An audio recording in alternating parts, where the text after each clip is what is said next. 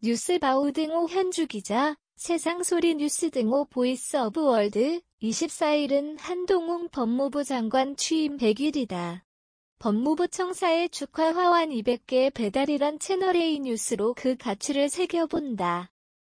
검수완복 감사 국민의 자부심 항상 응원 메시지와 함께 소통령 제2인자 미운 7살 등 야당의 정조준 대상이라 그는 엇갈린 평가를 받고 있다. 그는 검찰 소명의 시기 남달랐다. 시행령 개정으로 검수완박을 소위 검수원복 차원에서 부패와 경제범죄에 한정된 수사 범위를 대폭 확대하고자 했다. 22일 법사위에서 야당 측은 법률을 무시한 위헌이라며 소위 시행령 쿠데타를 정조준의 건건이의 한 장관과 충돌했다. 철험회의 원들과는 싸움 수준이었다. 최강욱 의원 경우 공수처에서 기소한 사건을 둘러싸고 대기 가해자고 내가 피해자다. 대기요? 등에 이어 입법기관과 일국의 장관 다툼도 나왔다. 감정들 표출하고 격한 행동들 하시는 게 장애물이 되고 있다. 사과를 하라면 사과를 하지 않으시겠죠? 라는 기동민 의원 질의에는 안 하겠다고 대꾸했다. 국회 무시라며 뭔가 결단할 수 있는 근거들이 차곡차곡 잘 쌓이고 있다. 다각도로 지도부와 상의 중이다는 기동민 법사위 민주당 간사 얘기도 나왔다. 이어 시행령인 대통령령과 수사준칙 개정을 예고하면서 수사권을 오히려 확대하는 개정안으로 만들었다는 22일 박범계 의원과 도정면 충돌했다. 2019년 12월 24일자에 검찰청법 일부 개정 법률안 수정안을 내실 때 박범계 의원님께서 찬성하셨다며 대뜸 그의 과거 장관 행적을 들어 반박했다. 그리고 진짜 꼼수라면 위장 탈당이라든가 회계 쪼개기 같은 그런 게 꼼수이다고 생각한다고 한 장관은 되추기했다.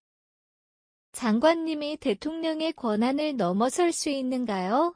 아주 심플한 질문이다는 권인숙 의원 질의에 너무 심플해서 질문 같지가 않다며 한 장관은 반격했다. 이어 국회의원 질의에 답변하는 국무위원의 자세인가? 질의에 대통령보다 장관이 더 위에 있나? 는 질문으로 받아들일 수 없다고 장관은 되받았다. 마침내 23일 박홍근 원내대표는 나는 소통령이다. 한마디도 지지 않겠다고 외치는 듯한 한동훈 장관의 태도는 마치 미운 7살 같다는 비난 논평을 냈다. 차기 대권 주자로 급부상한 한 장관이다. 보수층 진영에서 대권 후보감으로 이미 국민의 관심을 끌고 있어 그는 야당의 원들 공격에 매번 충돌하고 있다. 한 장관의 정치적인 욕망에 대한 것들은 마침표. 해임 건의를 넘어 탄핵으로 가야 된다는 김용민 의원의 24일 CBS 라디오 김현정의 뉴스쇼 발언까지 나왔다. 탄핵은 민주당이 절차에 따라 결정할 문제다. 저는 헌법 절차를 따를 것이다. 국민 보호하는 것은 국가의 임무인데 탄핵 사유될 수 있나며 장관은 되받았다. 24일 박범계 의원과 재격돌했다. 특별검찰관 공석에 매해 쓰여지는 7억 7천만 원 정도가 마침표. 필요한지를 묻는다. 자꾸 동문서답하지 마시라는 질의 2021년 것이니 의원님께서 담당하던 그때 추천을 요청했어야 한다는 응수로 한 장관은 한치도 물러서지 않았다. 박 의원은 아나무인 태도에 타죽을 뻔했단다. 과거를 보고 현재를 돌이켜보고 또 미래에 훨씬 효율적으로 국민 혈세를 쓰기 위해 결산을 하는 것 아니겠나는 김의 겸해원 발언도 이어졌다. 과거에 잘못되었다고 사과하라면 저는 사과할 용의도 있다.